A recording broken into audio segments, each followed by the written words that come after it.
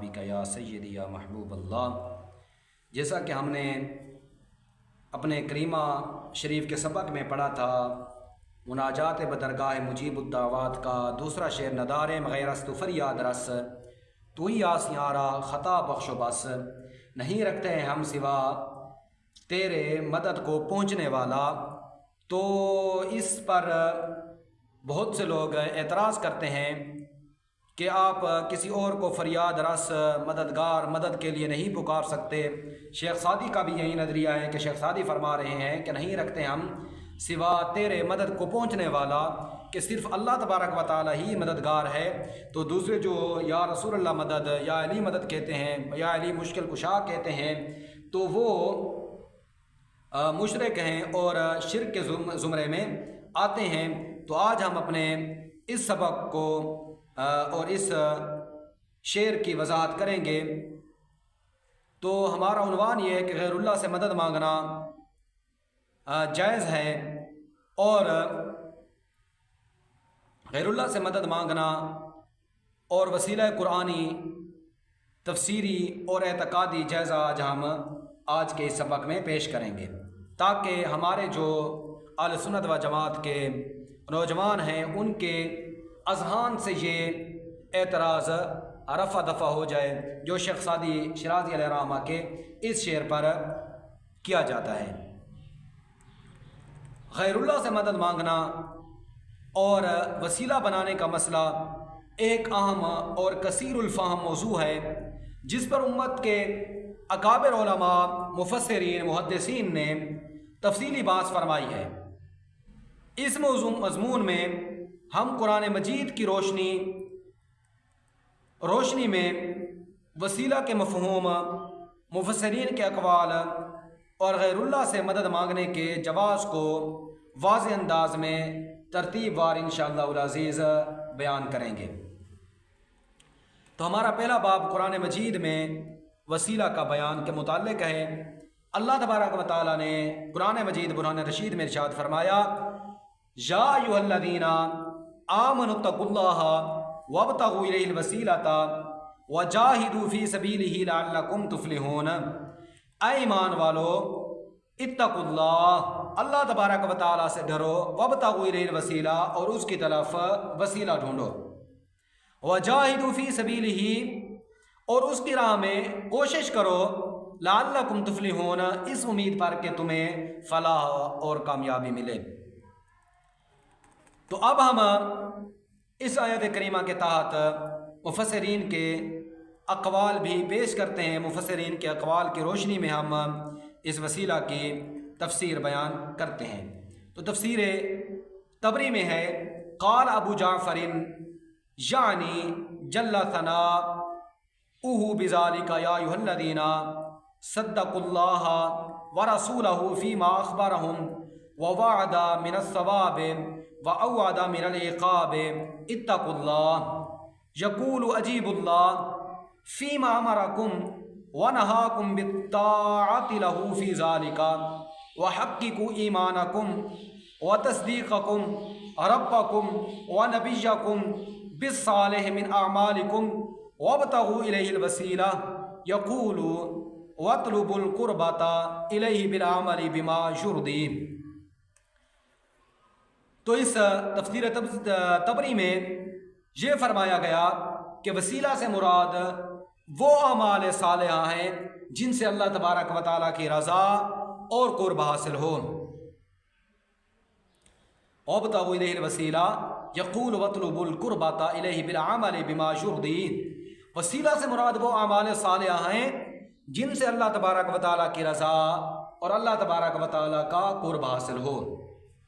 اور تفسیر قرطبی میں ہے، قولہ تعالی یا ایھا الذین آمنوا اتقوا اللہ وابتغوا الیہ الوسیلہ، اس آیت کریمہ کے تحت ہے، الوسیلۃ ہی القربۃ، عن ابی وائل والحسن ومجاہد وقتادۃ وعطاء وسدی وابن زید وعبد اللہ بن کثیر، وہی فعیلۃ من توسلت الیہ اے تقربت۔ تفسیر قرطبی میں یہ بیان فرمایا گیا، خلاصہ یہ ہے کہ وسیلہ کا مطلب ہے اللہ تبارک و تعالیٰ کا قرب حاصل کرنا، جیسا کہ بے شمار تابعین اور مفسرین نے فرمایا الوسیلۃ ہی القرب، کہ وسیلہ کے سے مراد اللہ تبارک و تعالیٰ کا قرب حاصل کرنا ہے۔ عن ابی وائل والحسن و مجاہد و قتادہ و عطاء و سدی و ابن زید و عبد اللہ ابن کثیر، ان تمام تابعین اور مفسرین نے یہی فرمایا کہ وسیلہ سے مراد اللہ تبارک و تعالیٰ کا قرب حاصل کرنا ہے۔ اور تفسیر ابن کثیر میں ہے قال سفیان بن ثوری حدثنا ابی عن طلحة عن عطاء عن ابن عباس ای القربہ وکذا قال مجاہد وعطاء وابو وائل والحسن وقتادہ وعبد اللہ بن کثیر والسدی وابن زید۔ تو تفسیر ابن کثیر میں بھی یہی ہے کہ ابن عباس اور دیگر مفسرین کے نزدیک وسیلہ سے مراد وہ ذریعہ ہے جس سے اللہ تبارک و تعالیٰ کا قرب حاصل ہو۔ اور تفسیر امام فخر الدین رازی میں یہ ہے کہ وَعْلَمْ أَنَّ مَجَامِعَ التَّکْلِیف محصورۃ فی نوعین لا ثالث لہما، احدہما ترک المنہیات وإلیہ الاشارۃ بقولہ اتقوا اللہ، وثانیہما فعل المأمورات وإلیہ الاشارۃ بقولہ تعالی وابتغوا الیہ الوسیلہ۔ تو اس سے مراد بھی یہی ہے کہ وسیلہ سے مراد وہ اعمال ہیں جو اللہ تبارک و تعالیٰ کے قرب کا ذریعہ بنتے ہیں، یعنی واجبات کی ادائیگی اور ممنوعات سے اجتناب۔ تو یہ ہمارے آیت کریمہ کے تحت جو تفاسیر ہیں، ہم نے ان تفاسیر سے بھی یہ ثابت کیا اور وسیلہ کا جواز ثابت کیا۔ اب تیسرا باب ہمارا ہے غیر اللہ سے مدد اور توسل کا جواز۔ قرآن و سنت اور مفسرین کے اقوال سے معلوم ہوتا ہے کہ کسی نیک بندے، نبی، ولی یا صالح سے دعا کی درخواست کرنا یا ان کے وسیلے سے اللہ تبارک و تعالیٰ سے دعا مانگنا جائز ہے، کیونکہ جس طرح ہم نے بیان کیا اگر ان مذکورہ کو مد نظر رکھا جائے تو اگر نیک اعمال وسیلہ بن سکتے ہیں تو نیک اشخاص بھی وسیلہ بن سکتے ہیں۔ نیک اعمال اگر بندے کا وسیلہ بن سکتے ہیں تو نیک اشخاص کیوں وسیلہ نہیں بن سکتے؟ تو لہذا ثابت ہوا کہ جس طرح نیک اعمال بندے کا وسیلہ بن سکتے ہیں اسی طرح نیک اشخاص، شخصیات بھی وسیلہ بن سکتے ہیں۔ نمبر 2، یہ بات بھی ثابت ہوئی کہ صحابہ کرام نے رسول اللہ صلی اللہ علیہ وسلم کے وسیلہ سے دعا کی، جیسا کہ حدیث توسل میں ہے، انشاءاللہ آگے ہم اس کو بیان کریں گے۔ اور تیسری یہ بات بھی ثابت ہوئی کہ اللہ تبارک و تعالیٰ کا قرب حاصل کرنے کے لیے وسیلہ تلاش کرنا قرآن کریم برہان رشید کا اللہ تبارک و تعالیٰ کا حکم پاک ہے۔ تو ہم اس نتیجہ پر پہنچے، پس ثابت ہوا کہ قرآن مجید، احادیث نبویہ اور جمہور مفسرین کے اقوال کی روشنی میں واضح ہے کہ وسیلہ شرعی طور پر جائز ہے، خواہ وہ عمل ہو یا شخصیت ہو، بشرط کہ اس سے مقصود اللہ تبارک و تعالیٰ کی قربت ہو۔ اسی طرح غیر اللہ سے مدد مانگنے کا مطلب اگر دعا کی درخواست یا سفارش ہو تو یہ شرعی اور اعتقادی اعتبار سے بالکل جائز اور باعث برکت عمل ہے۔ تو اب ہم وسیلے کے جواز پر احادیث مبارکہ، اقوال صحابہ، اقوال ائمہ اور اولیاء کرام کے اقوال کے ساتھ مستند دلائل بھی ذکر کریں گے۔ تو ہمارا جو باب ہے احادیث مبارکہ سے وسیلے کا ثبوت اب ہے، تو حدیث اعمہ میں بھی وسیلے کا ثبوت ملتا ہے۔ عن عثمان بن حنیف ان رجلا غریرا बासर अतन नबी सल्लल्लाहु अलैहि वसल्लम फ़क़ाल या रसूल अल्लाह सल्लल्लाहु अलैहि वसल्लम अदुल्लाह अन युआफ़ियनी क़ाल इन शिअता दअउतु लका व इन शिअता सबरता फ़हुव खैरुल लका फ़क़ाल फ़सल्ली सुम्मा क़ुल अल्लाहुम्मा इन्नी अस्अलुका व अतवज्जहु इलैका बिनबिय्यिका मुहम्मदिन नबिय्यिर रहमा या मुहम्मदु इन्नी क़द तवज्जहतु बिका इला रब्बी फ़ी हाजती हाज़िही इला आखिरिही। हज़रत उस्मान बिन हुनैफ रज़ियल्लाहु ताला अन्हु से रिवायत है कि एक नबीना शख्स नबी करीम अलैहिस्सलातु वस्सलाम की खिदमत अक़दस में हाज़िर हुआ और अपनी बिनाई के लिए दुआ की दरख्वास्त की। हुज़ूर अलैहिस्सलातु वस्सलाम ने फरमाया, अगर चाहो तो मैं दुआ करूं और अगर चाहो तो सब्र करो और वो तुम्हारे लिए बेहतर है। उसने दुआ की दरख्वास्त की तो नबी करीम अलैहिस्सलातु वस्सलाम ने उसे एक दुआ तालीम फरमाई जिसमें वसीले से दुआ मांगी गई है। नबी करीम अलैहिस्सलातु वस्सलाम ने फरमाया कि तू ये दुआ मांग, आय अल्लाह तबारक व तआला मैं तुझसे तेरे नबी मोहम्मद करीम अलैहिस्सलातु वस्सलाम के वसीला से सवाल करता हूँ। तो अल्लाह तबारक व तआला ने उसकी दुआ को कबूल फरमाया और उसकी बिनाई अल्लाह तबारक व तआला ने लौटा दी। और क़यामत के दिन नबी करीम अलैहिस्सलातु वस्सलाम का वसीला बनना, शफ़ाअत फरमाना, वसीला बनना, ये भी वसीला के तहत आता है। अन जाबिरिन क़ाल क़ाल रसूलुल्लाह सल्लल्लाहु अलैहि वसल्लम उतीतु खम्सन लम युअतहुन्ना अहदुन क़बली व उतीतु शफ़ाअ।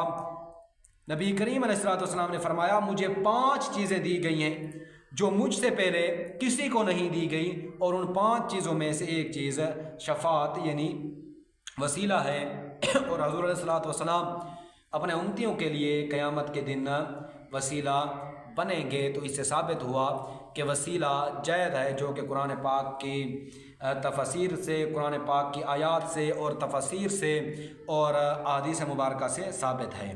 अब हम आते हैं सहाबा किराम और ताबईन के अक़वाल की तरफ।